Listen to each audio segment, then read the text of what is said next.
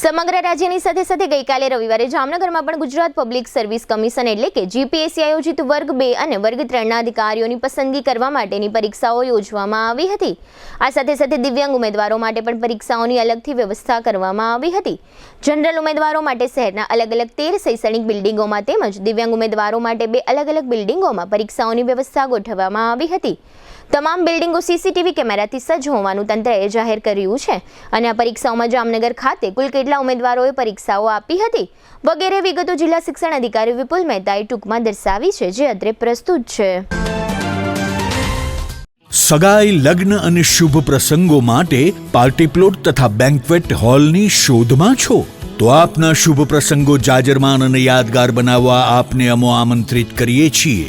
Royal resort, આ ભવ્ય અને દિવ્ય રોયલ રિસોર્ટ કુલ 4 લાખ ચોરસ ફૂટમાં પથરાયેલું છે। 70,000 ચોરસ ફૂટ અને 8,000 ચોરસ ફૂટની વિશાળ જગ્યાની લોન્સમાં 2 વિશાળ પાર્ટી પ્લોટ, 10,000 ચોરસ ફૂટમાં લાઇટથી જગમગારા મારતા બ્યુટીફુલ ઝુમ્મર સાથેનો ભવ્ય બેન્ક્વેટ હોલ, હલ્દી રસમની અને પૂલ પાર્ટી માટે વિશાળ સ્વિમિંગ પૂલ, વરકન્યાના અલગ અલગ રૂમ સહિત 28 રૂમ, બેન્ક્વેટ હોલમાં 1500 અને પાર્ટી પ્લોટમાં 3000 મહેમાનો એક સાથે પ્રસંગ માણી શકે તેવી સુપર વ્યવસ્થા, એક સાથે 250 કે 300 થી વધુ કાર પાર્કિંગ થઈ શકે તેવું વિશાળ પાર્કિંગ, એક સાથે 2 પ્રસંગ થઈ શકે તેવી વિશાળ વ્યવસ્થા ધરાવતો ભવ્ય રોયલ રિસોર્ટ।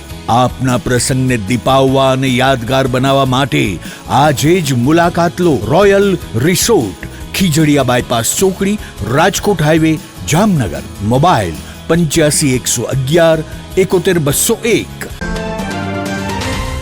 આજરોજ ગુજરાત જાહેર સેવા આયોગ દ્વારા સમગ્ર રાજ્યમાં નાયબ મામલતદાર અને ડીવાયએસઓ વર્ગ 3ની પરીક્ષાનું આયોજન કરવામાં આવેલ છે।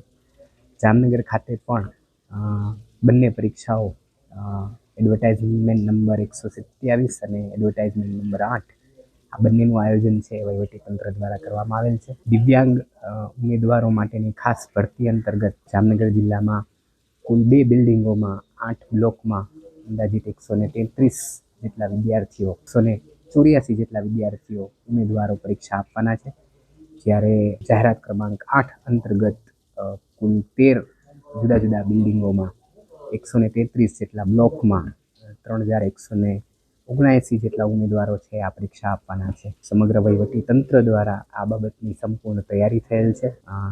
દરેક બિલ્ડિંગ આપણા સીસીટીવીથી સજ્જ પણ છે અને સાથે સાથે દરેક બિલ્ડિંગ પર આયોગના પ્રતિનિધિ છે એ પણ ડિપ્યુટ કરવામાં આવેલા છે। દિવ્યાંગોની જે ભરતી છે એ 2 અલગ અલગ બિલ્ડિંગમાં હાલ વહીવટી તંત્ર દ્વારા ઇમરજન્સી રૂપે કોઈને મેડિકલ સહાયની જરૂર હોય તો એ દિવ્યાંગ કેન્ડિડેટ્સ માટે એ વ્યવસ્થા પણ આરોગ્ય તંત્ર દ્વારા ઊભી કરવામાં આવેલ છે।